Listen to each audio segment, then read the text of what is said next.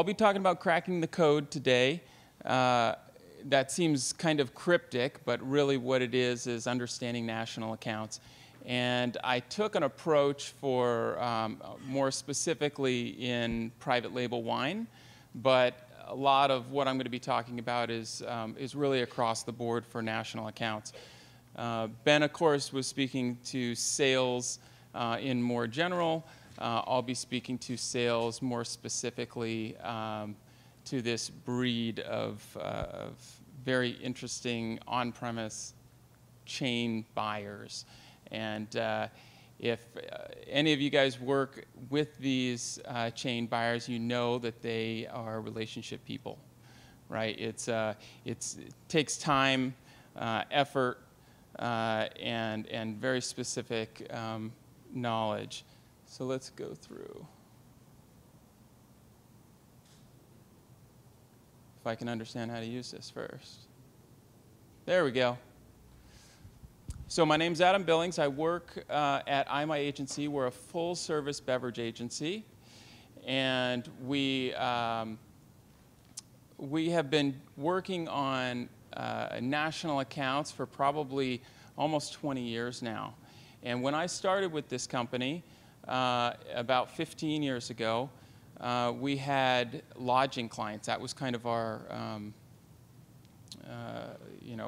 where we got our start. And Marriott actually was one of our first accounts. And Marriott hotels, this was about the same time that Marriott was looking at procurement from all different angles, how to standardize that, how to look at what they're doing with bedding and sheets and ordering of standardizing those products. And we looked at the bar and we said, how can we do that, have that same approach, but apply it to the bar? And what we found was it was a lot of mandates and a lot of compliance, right? So that was our job for maybe 10 years. It was just focused on, here's a program, here's how we need to teach each of these properties, that there's a mandate list and that you've got to have strict guidance to this. And each of these programs that we're putting together are like cookie cutters, right? That was the name of the game back then. And now what we're finding is we're kind of undoing a lot of the work that we have really put effort into, and that's everybody now wants a unique program, right? They don't want to have that same standardized program. And really the unit specifically, they never wanted to have these cookie cutter programs. But corporate always said that's the way to do it. So we're finding that we're undoing all that work. But specifically what we're trying to do here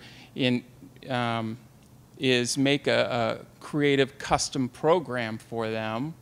And what better way to do that than private label wine?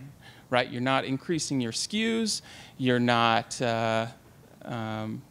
making it difficult, and you have a very competitive, highly competitive advantage against your competitive set. So let's look at the landscape. Where we are today, there's a lot of consolidation. There's consolidation in the distributor channel, the wholesaler, of course, where we've seen wholesalers merging, purchasing. We've also seen suppliers that are consolidating as well. What does that bring? A reduction in brands, right? So we have less brands available for operators to choose from and to put into their programs. And because of this reduction in available brands, we have a reduction in the programs, and which leads to programs that are more similar across the board. And so we see this, and at the same time, it's a little bit ironic, but we're noticing that at the same time that we're reducing all these SKUs and making them all more standardized, we're seeing that they still want to differentiate themselves, right? And so what better way to do that than private label wine? But this is what they think of. National account buyers, when they're looking at private wine, they look at that and they think their stock rooms are going to be full of product. And they're thinking, how do I deal with out of stock? How do I deal with inventory issues? You know, where do I even begin? And there's still so much, so many rumors out there, and it's perceived for the most part. We've answered a lot of these questions, but it's still an issue. And because the buyer themselves at a national account level, this is a career for them, right? They're staking their claim on this. And when they go into a decision like private label wine, it's a huge decision for them. It's a career decision for them. They want to make sure that what they do actually it doesn't fail, obviously, and it's very successful. And they think that sometimes they're the only ones involved, that the decisions that they make are going to be the decisions that they're the only ones that are making that decision. But it's not true. There's a lot of information. There's a lot of trend information. There's a lot of data. There's a lot of great people around. But there's still the issue that we need to dispel some of these rumors. So a lot of education, and not only education to the buyer, but we need to start helping them educate their teams as well, all the way up.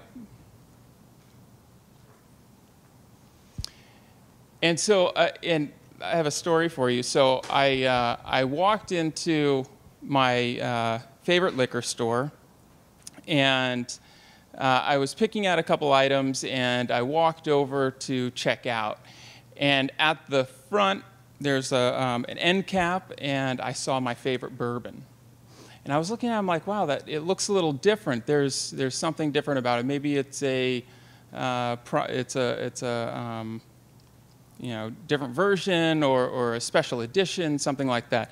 And I kept staring at it, and I picked it up, and I looked at it, and I saw that it had the name of the liquor store on the bottle.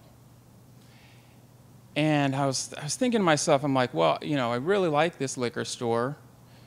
I like, you know, how bright it is and the great prices and all these things about, you know, the staff is very friendly. But what does that have to do with my favorite bourbon? And I think, you know, and that, to me, that was my perception of it. I actually looked at the brand differently after that.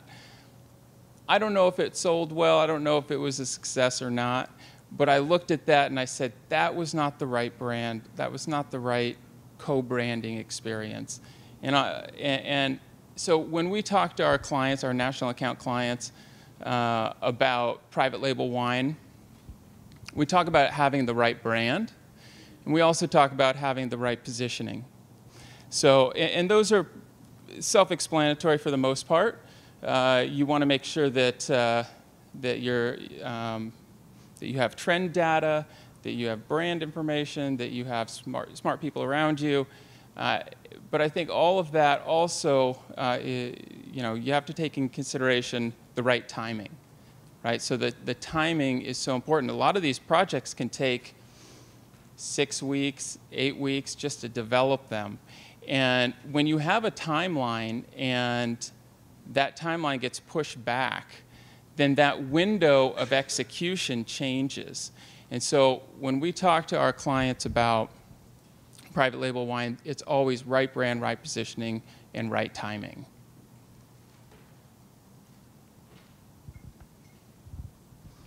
And I will say one thing. Agencies like ourselves, beverage agencies, don't typically get involved in private label wine. One, because our revenue model is around marketing support, and by design, private label wine just doesn't have marketing support attached to it. But we do consult our clients on it all the time. And I just wanted to show you a couple examples of where we found some success and the different types of people, of national account buyers that are doing these projects. Mary Melton, she's been with P.F. Chang's ever since I've known her. She's an amazing, wonderful buyer, and she has developed that wine program very well, and she's been rewarded for it. This is actually her second project. She had another private label before this that was successful. But this was a partnership that they did between P.F. Chang's and Brown Family Vineyards, which I think was actually very smart. They had, it's all about the friendship between P.F. Chang's and the vineyard. It's also about the wine pairing itself. So her approach on this was, let's find a wine that pairs well with our food. Let's develop that, and then let's execute it. And this is pretty new. I think the initial run was about 4,000 cases, sold through wonderfully. And I think we're going to see more projects like this from her. Even though she might be in the industry for 15, probably more than that. She would probably yell at me for saying that. But and this is literally her second time in private label. And I think that the more success stories that we see out of this, the more we're going to find that these are going to be popping up. And one other project, I don't know if anybody knows Tyler Fields at Morton's. He's been doing private label wine for before Landry's purchased them. And if you ever sat down next to him and talked to him about this, he would tell you all about how successful this is, how this has become a part of their program. I think probably about 25% of their wine by the glass is private label. And his approach is a little bit different. He's a little bit more strategic, I would say, and he does it more often. So he'll look at trend information, he'll look at varietal information, he'll find out what brands are popping right now, whether it's Meiomi or it's Prisoner wine, and then he'll try to replicate that success. And he'll also put riffs on it.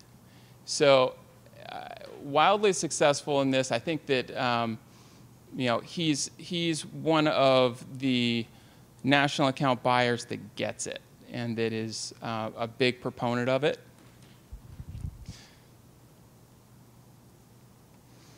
So I wanted to share those two examples with you, but I also wanted to provide you guys with a little bit of information of when, during the sales process, what we suggest, what we see.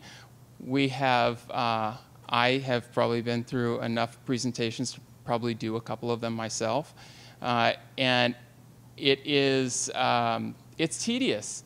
A lot of, for national accounts, you might have 30 meetings in 2 or 3 days. And you're back to back on these meetings. These buyers are sitting through them. They get 45 minutes for you to come in and present and for them to digest the information and then hopefully pull all this information together and make decisions in less than a month or two. I think that specifically in regards to private label wine, sell the vision, not the process. There are so many times that I have sat through a presentation where they go through the entire process of creating a private label. And unless you have that unicorn like Tyler Field who gets both sides and is excited about both sides, it's a very daunting experience for them. So you might have somebody who's more marketing and promotional focused, right, which would get completely lost in the blending and selection of varietal, and then you have on the opposite side somebody who's more wine educated and really has far less to do with the marketing and the promotion of it. So I've been in meetings where I can see the interest levels go from highly interested to completely scared, right? So I think that especially if you don't know your buyer, going in, selling the vision, at least to start, is super important. Blind tastings. You know, we have been working with lodging chains for a very long time, and I would say majority of our clients do blind tastings. And I know this because we figured out we had to come up with an app because we've been doing these on paper, right? We'll have 300 wines over 2 days, and we bring in 20 people from across their company, and we will write down on pieces of paper which ones are our favorites. Always done by category and always done by price point. And so we developed an app for it, and it was great because now we can, everybody can select the wines they want, and then on the screen it'll show which ones were selected afterwards, which is, and then it also texts them back. This is where private wines would excel, right? This is the opportunity that they have, is because they are a better value than typically, and they're going to perform better by varietal, by price point. Yet we never see private label wine in any of these blind tastings. So if any of you are in that opportunity, I would suggest you try that, because I think even if it's not the wine that they are going to end up with, or if it's a different wine, it's a great way to get your foot in the door for those meetings.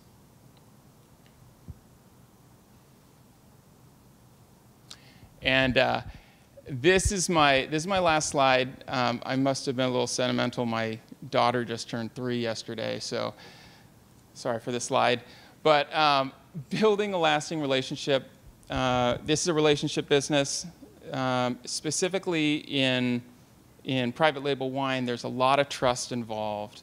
And unless you have that engagement, that consistent engagement with your buyer, they're not going to fully trust you. And while this is not easy, it is certainly doable.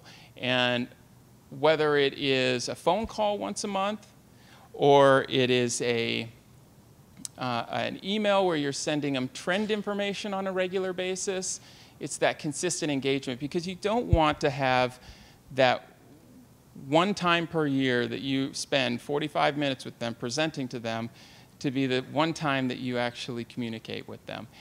And we talk about this consistently, and consistently it never happens. So in national accounts, it's so important. You've got to have that relationship with the buyer.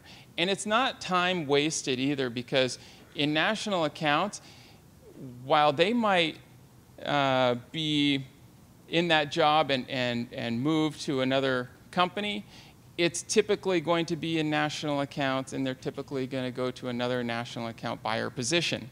So that time is not going to be lost. It's a very incestuous business. I have made friends ever since that I still know today from the 15 years I've been in the industry, and national accounts, that's just what it is. Multiple touch points, I think that's very important.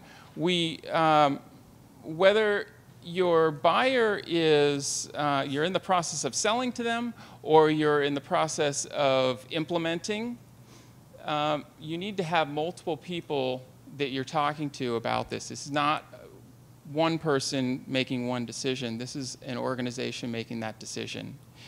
And even if this is implemented and you are 3 years down the road on this project, you still, if that champion leaves, you need another champion to step up to help implement and to continue the process. So I think multiple touch points is something that that's very important, and even from your local teams too. If you have local teams in local markets when you're handling national accounts, having those connections is very important as well. And an impactful presentation. I certainly see a lot of presentations, like I've mentioned, and I think that less is more here. In national accounts, you typically don't get more than 45 minutes. If you try to sell your portfolio, you're going to lose them.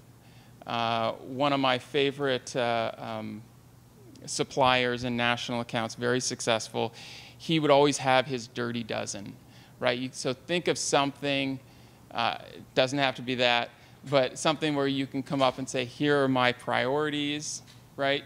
You might have an index with all of your brands that makes sense, because that's always good information to provide them, but you always want to have your priorities straight and very clearly present those priorities to them.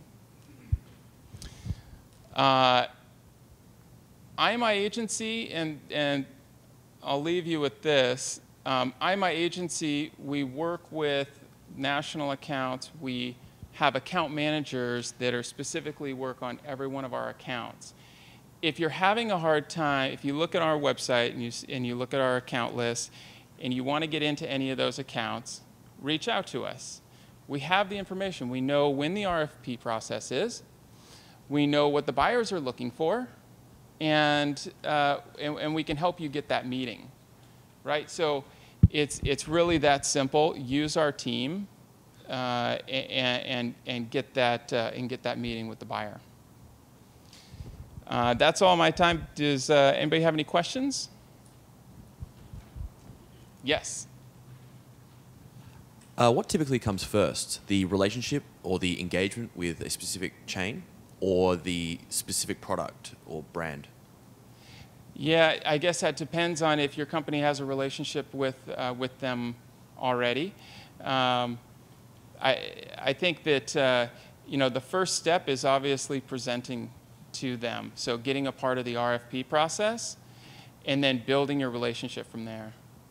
I'd say that's probably the organization that needs to happen.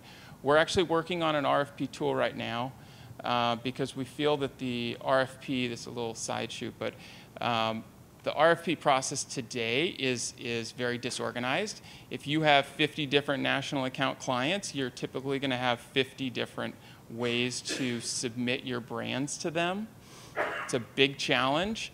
We are developing today, it's an RFP process that at least our clients will most likely use and will be available to all national accounts and then further on to local accounts. But I think that the biggest question that we always get from suppliers is, how do we get to know when these RFPs actually happen? And because it's so tight-knit and that relationship has to happen, if that relationship hasn't happened, then you're not going to know about that RFP process. It's just how they work. And so that's why I think utilizing the agency is very important, but also developing that relationship.